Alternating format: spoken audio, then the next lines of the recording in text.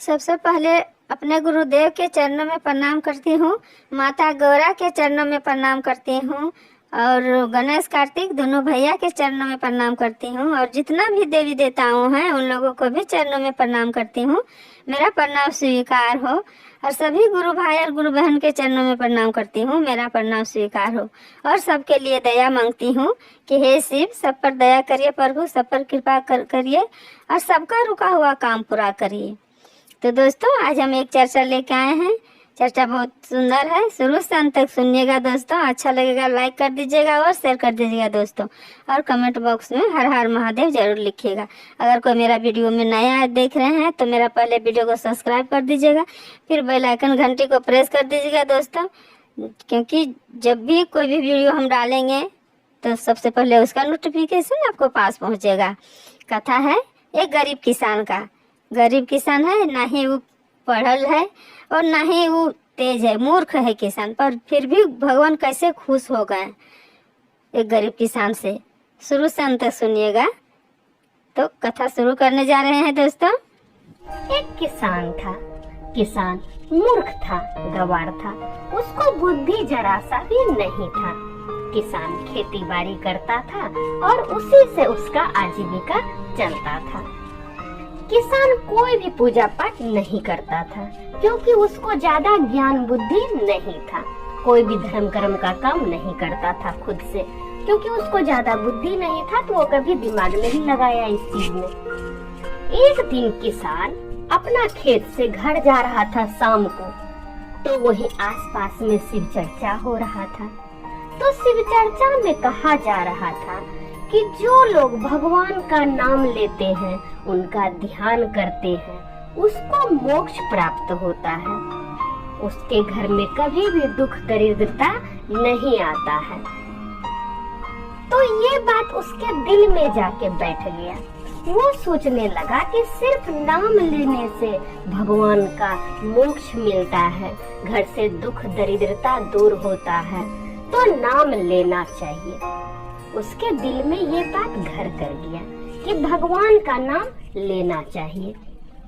तब वो घर ना जाके सीधा मंदिर चले गया, महादेव जी के मंदिर गया और वहाँ पंडित जी से पूछा कि पंडित जी, आप कोई नाम हमको बताइए, जो नाम हम जपें, जिससे भगवान की प्राप्ति हो, मोक्ष की प्राप्ति हो, भगवान खुश हो जाए, आशीर्वाद दे। ऐसा कोई नाम बताइए जिससे पाप दोष सब खत्म हो जाए। तब पंडित जी बोलते हैं, जाओ तुम अघमोचन का नाम जाप करो। अघमोचन, अघ मतलब पाप, मोचन मतलब हरने वाला, पाप को हरने वाला, अघमोचन। तुम इसी नाम का जाप करो, जाओ तुम्हारा सब दुख दूर होगा, तुमको मोक्ष प्राप्त होगा। अब वो आदमी अघमोचन अघमोचन अघमोचन बोलते हुए अपने घर आया। रात हो गया, आराम करने लगा। फिर जब सुबह हुआ तो वो नाम भूल गया। किसान नाम भूल गया, उसको याद ही नहीं आ रहा था कि पंडित जी क्या बोले। फिर उसको बहुत याद करने के बाद नाम याद आता है घमोचन, कि पंडित जी घमोचन का नाम जाप करने के लिए बोले थे।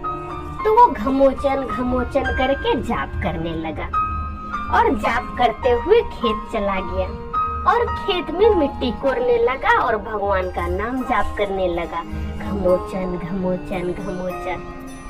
उधर महादेव और मैया पार्वती कैलाश पर्वत पर बैठे हुए थे और महादेव जी अचानक से मुस्कुराने लगते हैं।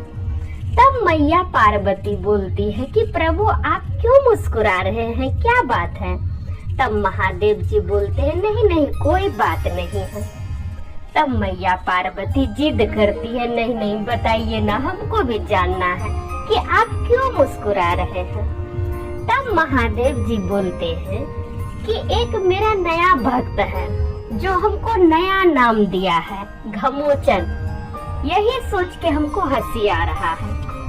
तब मैया पार्वती बोली कि प्रभु, हमको देखना है, उस भक्त को हमको देखना है, सो चलिए देखेंगे।